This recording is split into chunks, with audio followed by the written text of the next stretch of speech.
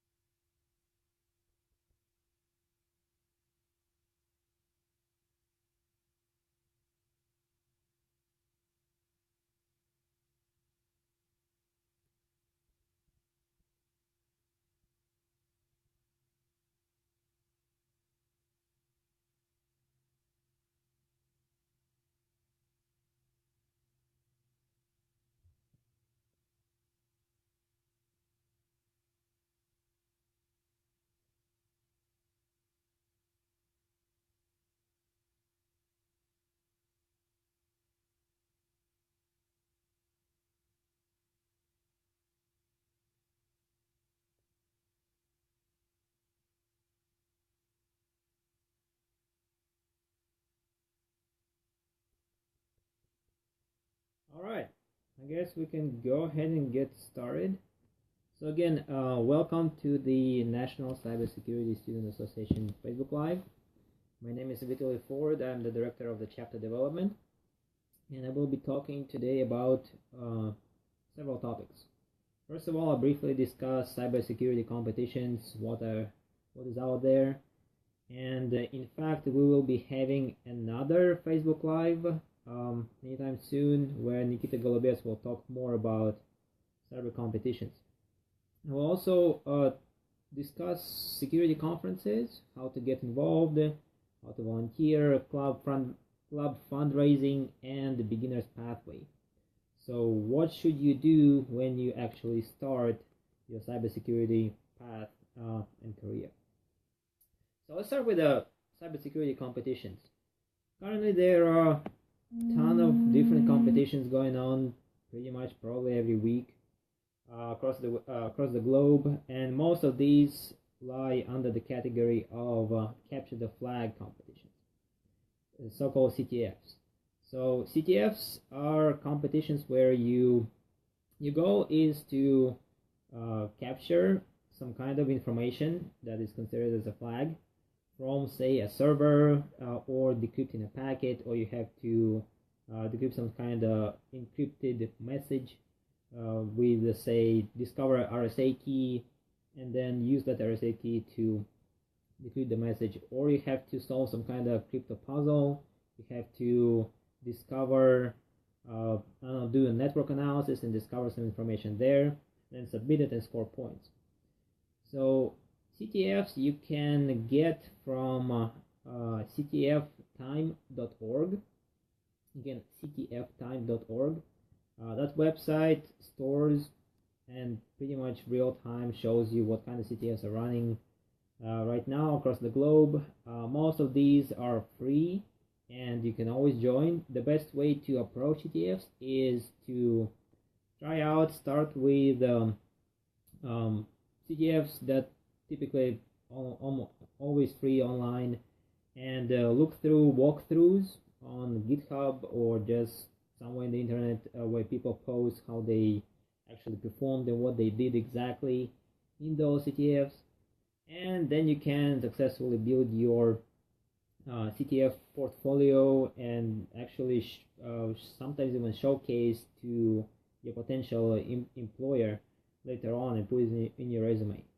So it kind of shows that you have a broad skills if you participate in CTFs, because typically they require you to know a little bit about everything in cybersecurity. Another thing about CTFs is that you don't necessarily need to know cybersecurity before joining it. There are some CTFs that are much easier than the other ones, and they are tailored for beginners. For instance, there is a easy CTF, which is typically for high school, but that still can give you some background, what kind of terminology is used, what kind of technique can be applied in CTFs, and so on and so on. Then you can join the National Cyber League, NCL, again the National Cyber League, and that CTF actually is very nice, even though it costs a little bit of money, I believe $20-25. For that price, you get access to Security Plus and CEH certifications training, and also you get access to the playground itself, where you can learn what kind of exercises are there. You can kind of go through some of these before the competition starts, and the competition is split into several seasons. Sometimes for a particular season they may give you a whole week to actually do the exercises, to put you in a separate bracket, and then depending on your current skills you will compete with the same level of students. So it's a very neat startup CTF to start with when you're just trying to get involved in CTFs. Another competition is called CCDC. And CCDC, you probably, some of you have heard of that, probably many of you have heard of that. It's a collegiate cyber defense competition. It's been there for a while. Very popular competition year round. It's so, if you can say join CTF, I don't know, every week or every month, because CTFs are just local competitions, different schools do them, different universities, or just people from companies, industry also do some CTFs. But CCDC is a yearly competition, so it happens once a year, and it has a couple of stages, qualifiers, regionals, and the nationals. And the whole idea here is that you have a team of 8 people that is given IT infrastructure that you have to secure, you have to fulfill certain business tasks, and you also have to protect it against the real pen testers that are trying to break your system, and they will break your system. That will definitely go down, and then you will have to figure out how to get it back up. At the same time, be successful in fulfilling all the business tasks, and also be successful in mitigating those attacks and writing reports about it. So there are a couple of business pieces over there which allow you to actually get a hold of real real virtual environment that you would encounter in a real business environment if you go to work in industry, where you have to talk to, say, CAO, well, not necessarily very technical, but they run the company, so you have to explain things to them on a different level. It's a very nice competition, but at the same time it has a registration fee. And when I talk about club raising funds, I'm gonna cover a little bit how you can actually get sponsor your team, get somebody sponsor your team to go to CCDC. Another competition is CPTC. It's a collegiate penetration testing competition. Again, CPTC. That competition has been there for 2 years so far, and it's been run by the Rochester Institute of Technology. If you want to try yourself on the other side of CCDC, which would be penetration testing, offensive security more or less, that competition is for you. It's a team-based competition again, and you have to have, I think, 5 or 6 people on the team. You can have less if you want to, but 5 or 6, I think, a limit. And right now it's getting bigger and bigger, and probably this year is going to be national competition. Last year has been involved 10 different universities across the nation here in the United States. And the whole premise behind competition is you are performing as a team of real pen testers, which means you have to go through pre-engagement interactions with the company that gets you hired.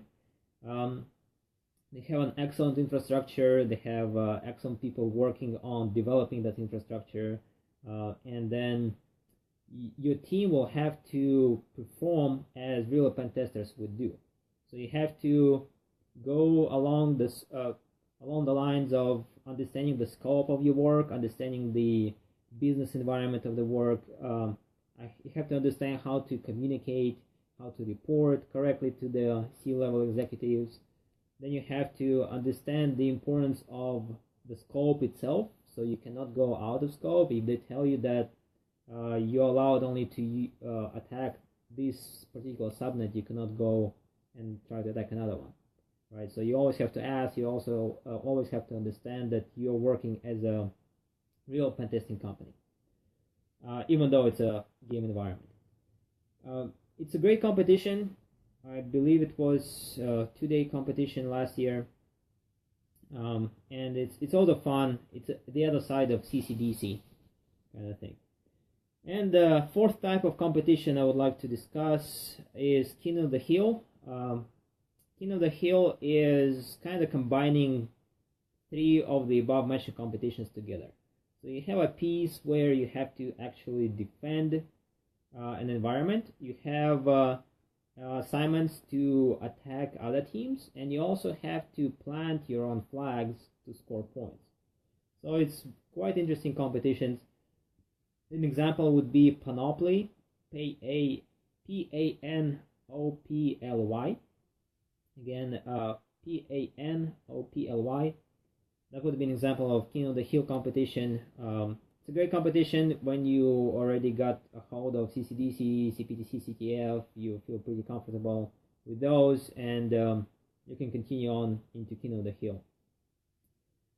So again, cybersecurity competition will be discussed more in detail by one of our members of the advisory board, by Nikita Golubets. Next time we do a Facebook Live, so we'll keep you posted. Now, security conferences. There are several security conferences that we in the cybersecurity club at the university I'm studying at go to. Some of these are B-Sides conferences, which you probably heard of. These conferences have been there for a while. They are running by local companies or universities who just get together in bigger cities typically. For us, it's Nashville, Tennessee.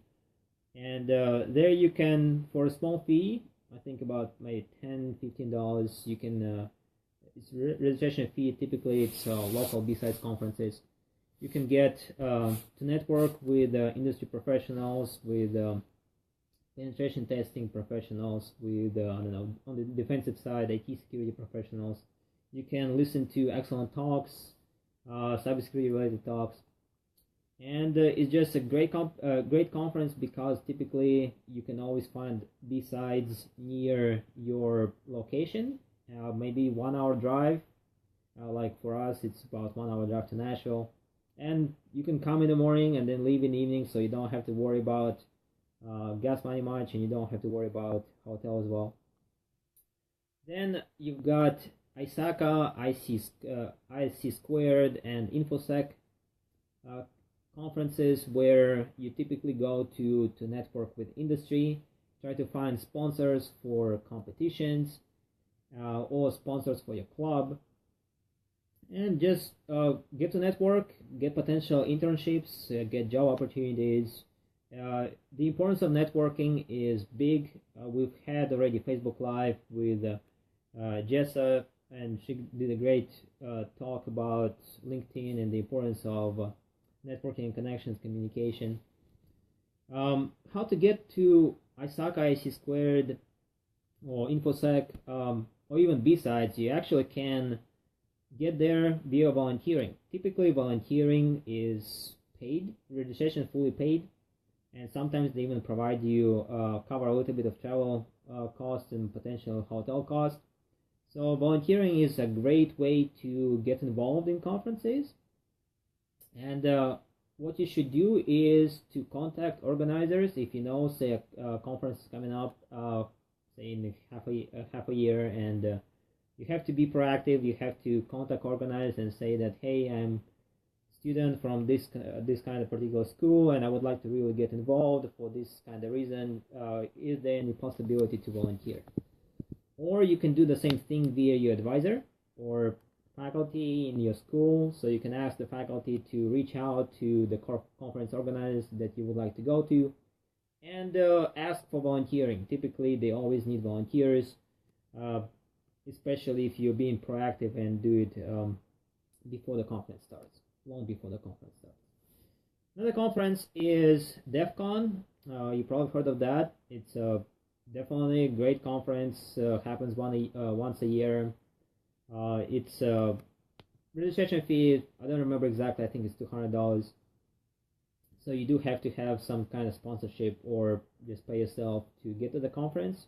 But definitely one of the greatest conferences in cybersecurity. And another one is Black Hat. Of course, it should be there. Even though it's very expensive, Black Hat has scholarships for students, so you can apply to. Again, you have to be proactive to apply to those scholarships. You have to go to Black Hat website and fill out the application. But if registration is paid for Black Hat, you're pretty much good to go to the conference. And they typically happen in very nice cities as well. If you have any questions, by the way, feel free to comment. I will try to answer these and see how. Where's the commenting part? All right, I will try to answer as soon as I can. All right, another topic I would like to discuss is club fundraising.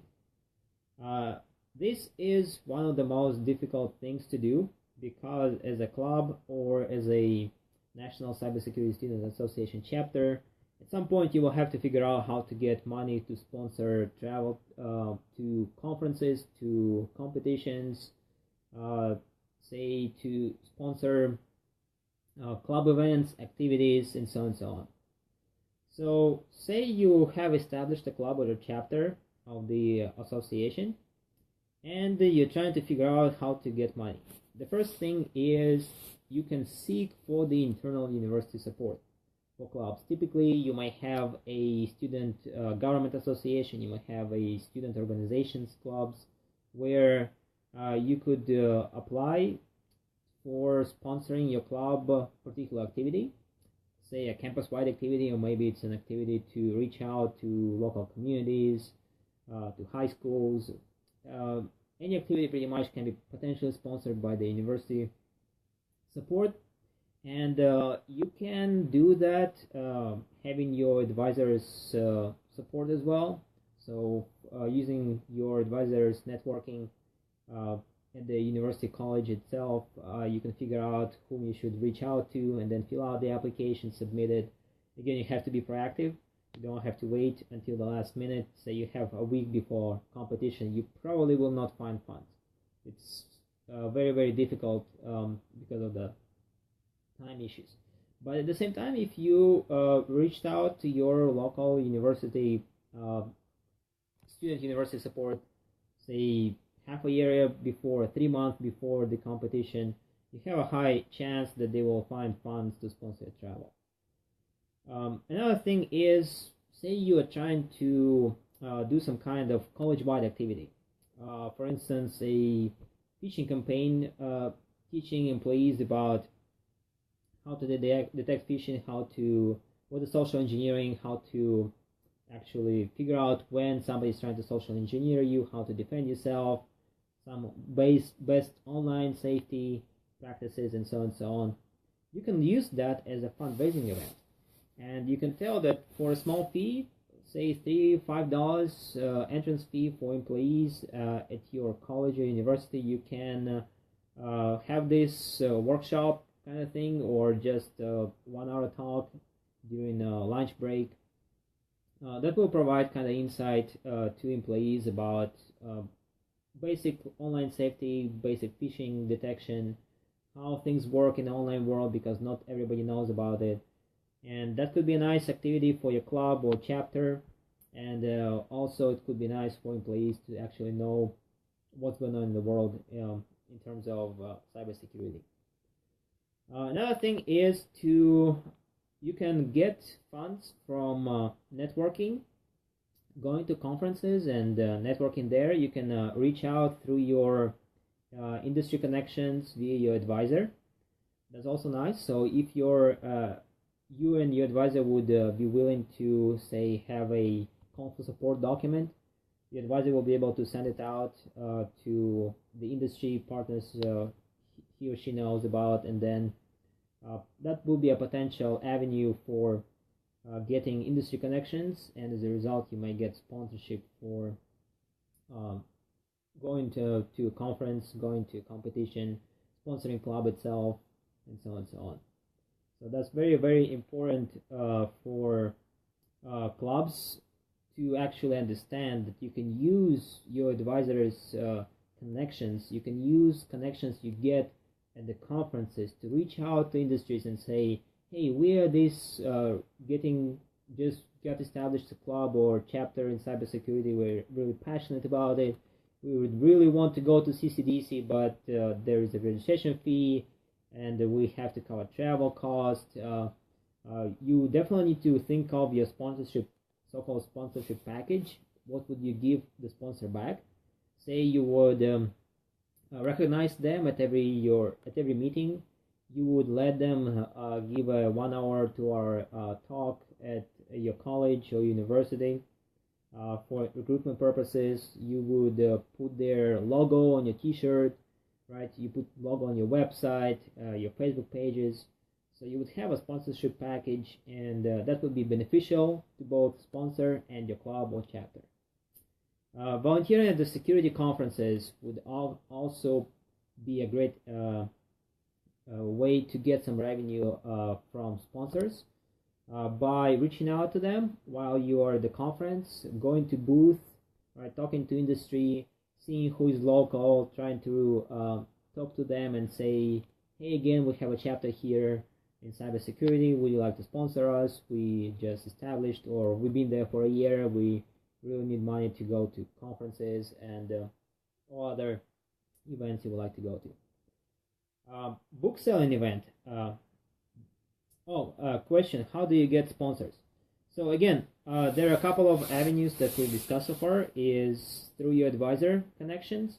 You have to ask your advisor to reach out to industry connections that he or she has. You have to write a document, call for support, for instance, and then sponsor package that actually the association, the National Cybersecurity Students Association, can help you with. And that way you will be able to connect with the industry, and industry potentially can sponsor you. Typically, industry really want to get involved in cybersecurity clubs and get involved in their activities because it's basically, you know, that there is a current shortage of more than 200,000 jobs as of now in cybersecurity. So people need students, people need those who are passionate about cybersecurity, and as a result, they are motivated to actually sponsor a club or a chapter. You just need, your thing is just to reach out to them. And you also can go to conferences, and that's probably one of the best ways to reach out to industries, is to go to a conference as a volunteer. Again, to get to a conference as a volunteer, you have to be proactive, you have to contact organizers, right? But when you get there, you can go around, talk to people, and have business cards. It's always need to have a business card where it tells what school you're from. Say you're president of the chapter, or vice president of the chapter, or treasurer of the chapter. And as a result, you can connect with the industry and communicate them that you have a cybersecurity club, you're seeking for sponsors. You will definitely get at least one from a conference. Another way to raise funds for a club or a chapter is book selling event. You will be surprised how many books your faculty has that they don't use anymore, right? They get those books for free from conferences. They get those books for free from different events they buy themselves, right? And they constantly refresh their courses, so they may have books that they don't need anymore. You can gather all those books, go around faculty, gather all those books, maybe 100 of books or 200 of books, and have a couple of days in a week a book selling event. Sell those books for $2 or $3 to students, even though it's a book 1970 some algorithm book, right? That is super old, but some students may need it or just want for their collection. And because it's super cheap, they may just buy it. We ourselves raised that way, I believe, $150 or $200 for our club in 2 days. So it's a very efficient way to get things done in terms of club fundraising. Of course, you cannot do it every week or every month because there is only that many books that faculty can give you, but at the same time, it's a good approach. Another thing is to have a cheap lunch. You have an ability to, say, buy a ton of pizza and sell 2 slices of pizza and drink for $3. So it's fairly cheap. Students really love that when you have pizza and drinks together, and it's only $3, so they don't have to find a place to actually eat lunch. And maybe they're in a rush, and so you can have it during lunchtime. Just have a couple of tables out, spread out a word using your university's newsletter, and have a cheap lunch. That way you can raise quite a bit of funds as well. Hot chocolate or coffee and donuts, another way. Again, you can get those, calculate how much you would sell to get some profit out of it, and great club fundraising event. You might have something like Pie Your Professor, or you may have an event where you throw water balloons to everybody, right? That way it's fun in summer, and at the same time, if an entrance fee is $1 or $2 to Pie Your Professor, I think all the students would love that. So another club fundraising event could be club fee or chapter fee. That's always it's not the best way to raise funds because, again, students are typically not really good in terms of paying fees, but at the same time you always can have a fee for a chapter or club for joining, and students will provide some kind of input for that. T-shirt selling event, that's another event you can use for club raising, even though that's not as efficient as all the previous ones. T-shirt design, you can have a call for design t-shirt among students.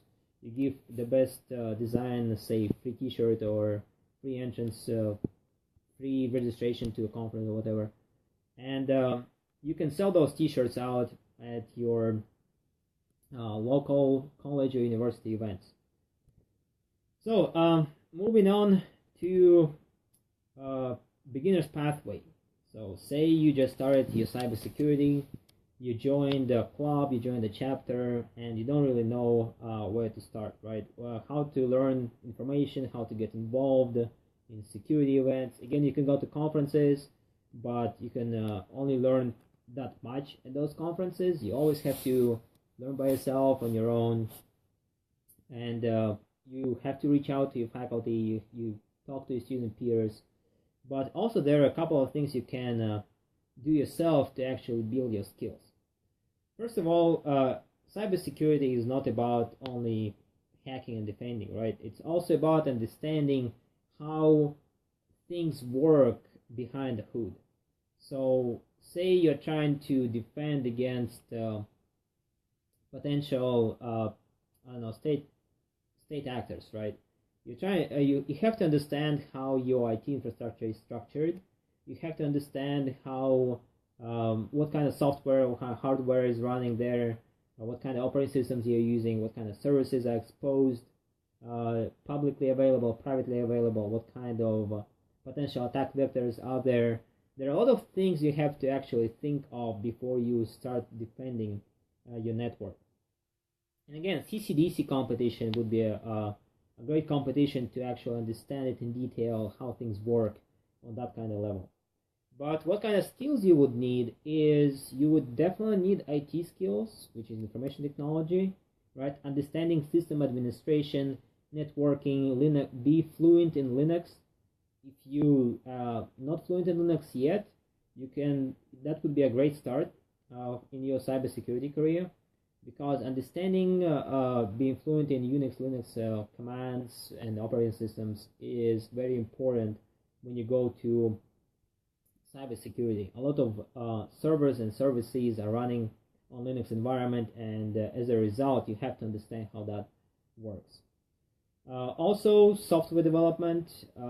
If you are not a great programmer, or you just don't like programming, but you still would like to go to cybersecurity, you still can do that, but you still have to understand how things work on the software development side. You don't have to be the greatest in programming, but at the same time, you have to understand what kind of secure coding mechanisms should be applied when software developers develop their software. You have to understand what kind of vulnerabilities are typically exposed in software. As a result, it's very good to get a broad range of IT and computer science skills before you actually move on to cybersecurity. When you got those core skills together, you can get some defensive skills in parallel, which would cover cryptography, understanding your operating systems, understanding how to harden those operating systems. Right, there are a lot of nice walkthroughs, wikis about hardening Linux, hardening Windows, understanding how firewall works. Right, that would be another thing. Application security, incident response, which would be nice if you again join CCDC competition and find a sponsor to sponsor the club or the team that goes to that competition. That competition does pretty much everything in terms of IT and incident response, mitigation, understanding how things work, forensics as well, network security, right? So all of these are defensive skills that you can gain in CCDC competitions, and you can gain by yourself as well.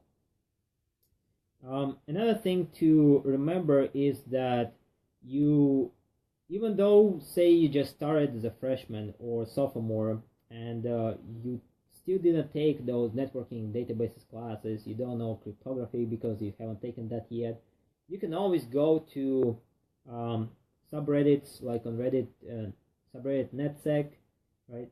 NETSEC, NetSec.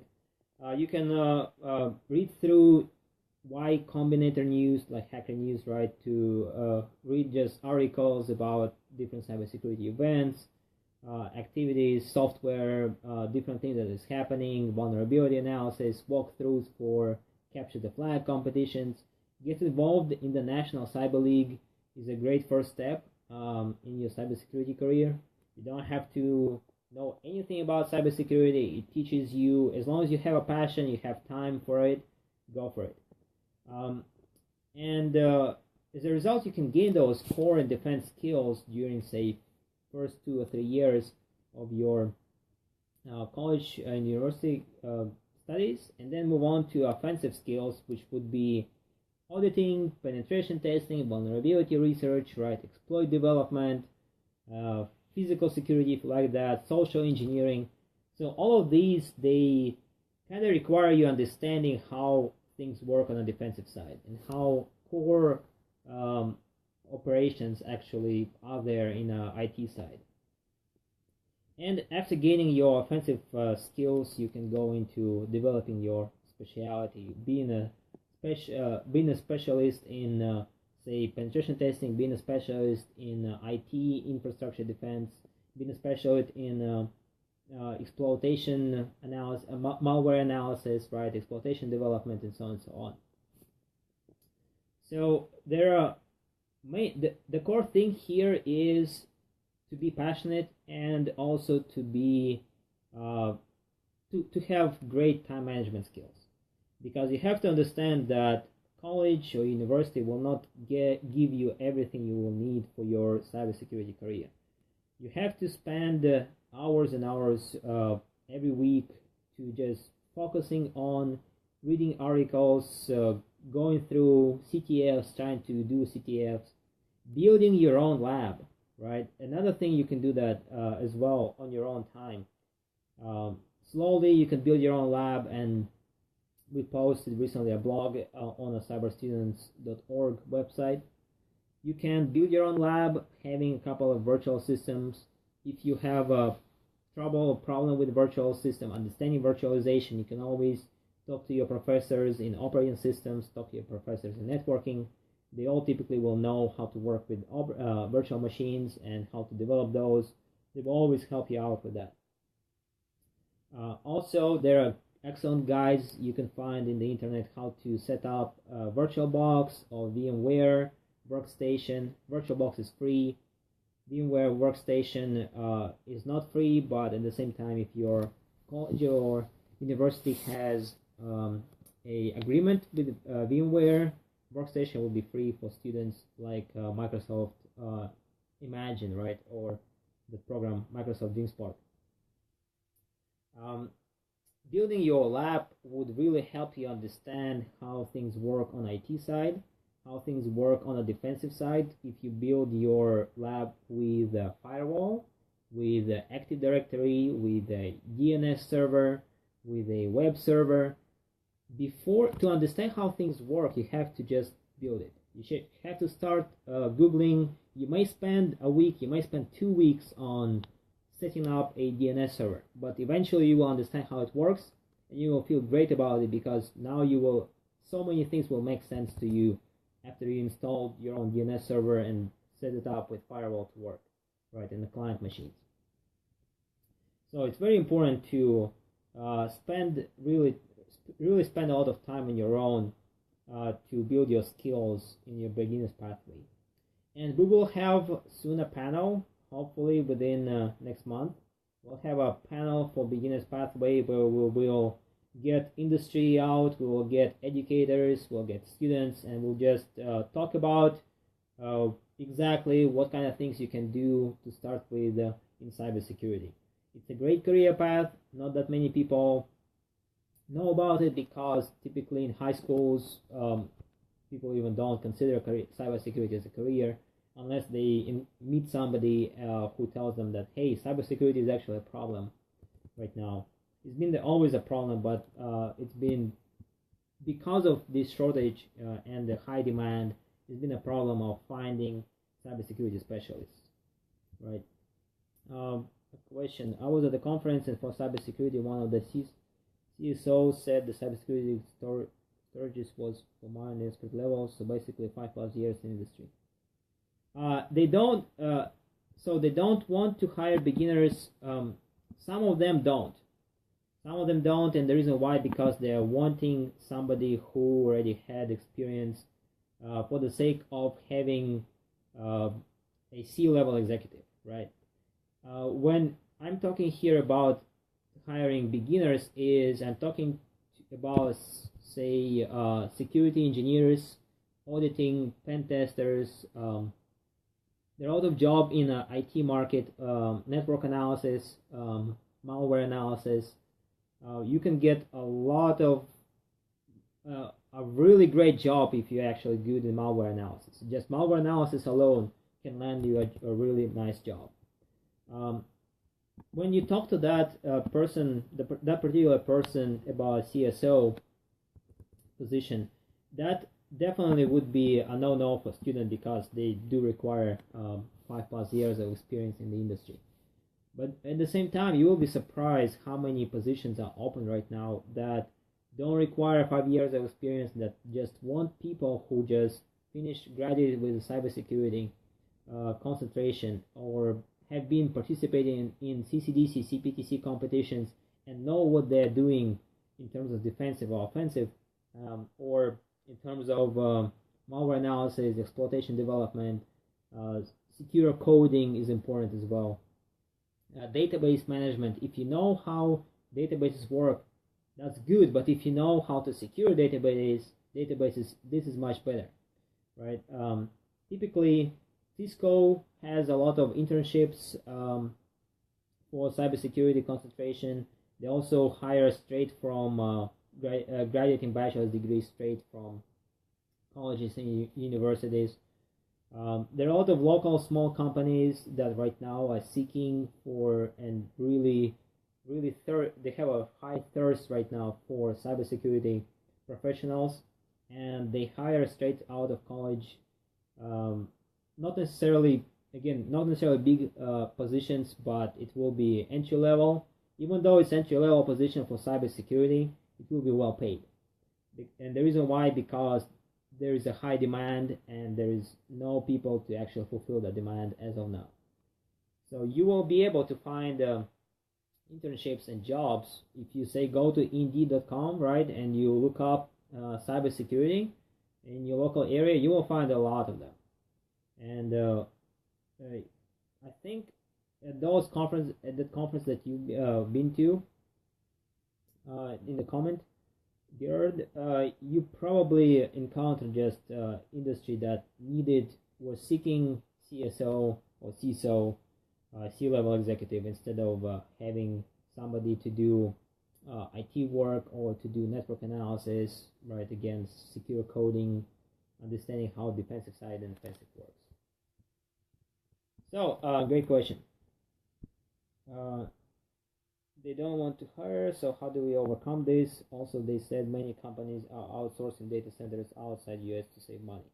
Many companies do outsource, but at the same time, again, there is a huge shortage of those jobs. If you go to the website that posts job openings, you will find that there is a big opportunity for cybersecurity, and it's just that particular company outsourcing everything outside. Well, that's great for them, but at the same time, there are smaller companies that they cannot afford that. There are even bigger companies like Cisco. They are focusing on that, right? They are focusing on providing secure hardware, secure software. So a lot of software companies actually seeking for cybersecurity professionals because they need help in understanding how to test and how to maintain, how to support, how to secure software, right? Many companies that provide, say, cloud services, they need professionals in cybersecurity, how to defend clouds against attacks, how to make sure that users don't exploit the availability of cloud resources. Right? There are a lot of things that can be considered on that kind of level. I think we don't have any questions. So just one more thing I wanted to point out at. In cybersecurity and pretty much in any job, don't be afraid of asking questions. Don't be afraid of reaching out.